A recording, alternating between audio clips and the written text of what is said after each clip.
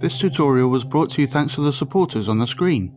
Check out TAPgiles.com to find more Dreams resources, donate to support my work, or engage my services to get private instruction or help on a project one-on-one. So far we've made logic that we can move around to link different buttons to different mechanics. Check the description for the link to that. Now we'll add logic to move it around based on how the player wants the buttons assigned. Cool, so let's make some logic to actually let it assign itself now. So let's have another chip which is just for assigning, for like listening for the which face button the player presses, and so we'll have another controller sensor and telling it to assign that.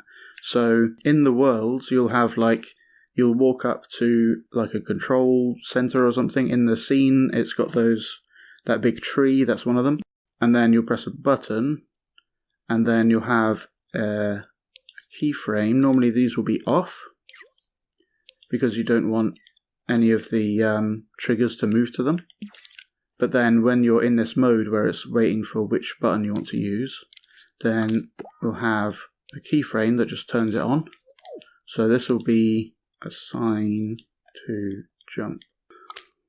And I'll have another one assigning to dash, and one of those will be on, so we'll just have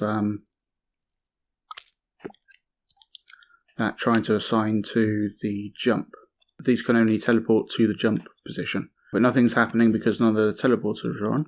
So now we want to have some states for this. So the controller sensor will always be on, so that for various reasons, and then we'll actually let it do stuff when we're in a particular mode and we tell it to be in like assigning mode. So we'll use a selector, and that's in the yellow section on this selector icon. The selector has many channels, and you can have as many channels as up to 10, and only one of them will send a signal at any given time, and you can tell it which channels should be active in different ways. So we'll actually only have two modes for this, which is nothing's happening and everything's happening. So at the moment we have X and square, so let's set just those up, put that into X, and we use a signal manipulator to manipulate the signal so that it's only a pulse, so it's only the signal coming from X happens right at the start when you start pressing X, and then it turns off again, which will make things work better in this case. So we've got that for X, and I'll have that for square as well.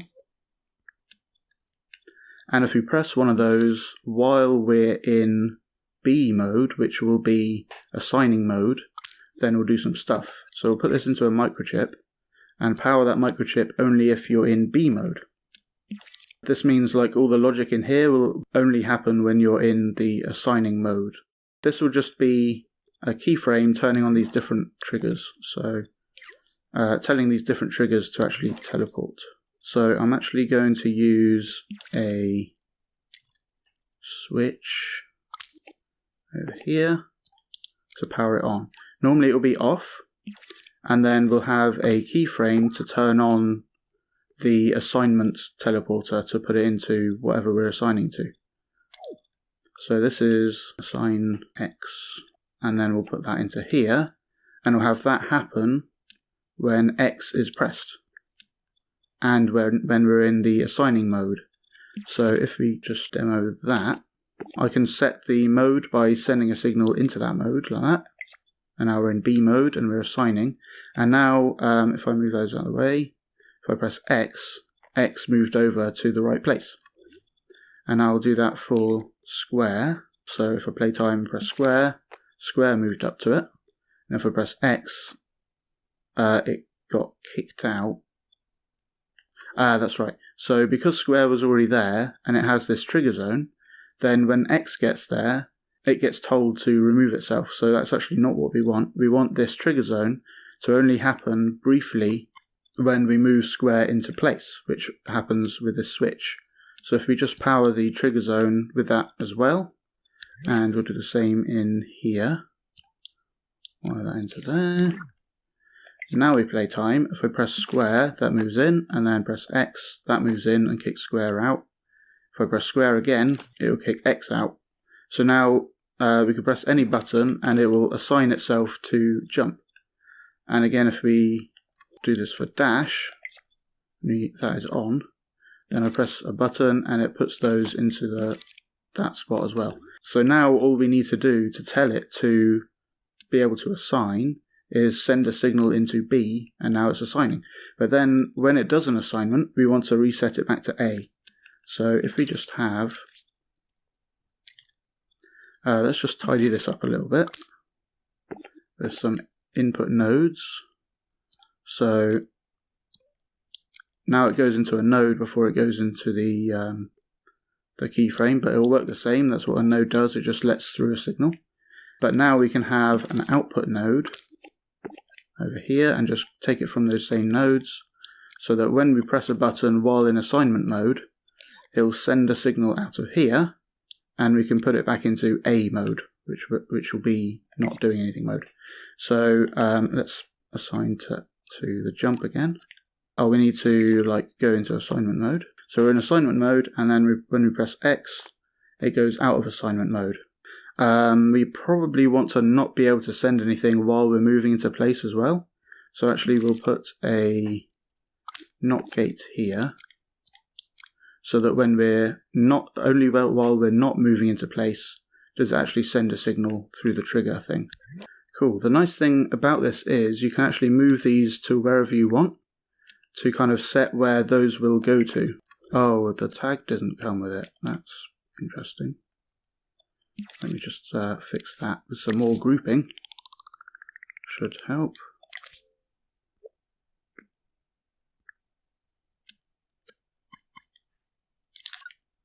Okay, so where is this tag going to end up now? Now it's moving with it because it's part of a group, and that can just be turned off because you don't need to see it or anything. But then we can go to show hide and turn off preview invisibility. So we won't be able to see this in the game, but we can see it in this edit mode. And now we can move these around to in front of the tree and in front of the rock and stuff. Then when we assign, it's going to move to that tree and have the UI thing next to it. So if this was in the scene, then when we assign to the jump, then it's going to appear next to this chip, wherever that chip is in the scene, and it will still work just as fine, just as long as this tag here isn't next to one of those as well. 1, 2, 3. Dream. Logic in Dreams is very versatile, and complex things can be done simply when you know how. For example, detecting when the player double taps a button, or calculating how long a song is going to be, or figuring out what the current frame rate logic is running at. You can also put gadgets together to create more complex effects, like setting a patrol route for one or many characters, or letting them give chase when they spot the player, and find their way back to the route if they lose the trail. These tutorials are available now at patreon.com/TAPgiles for just $3 or your regional equivalent. Thanks for your support.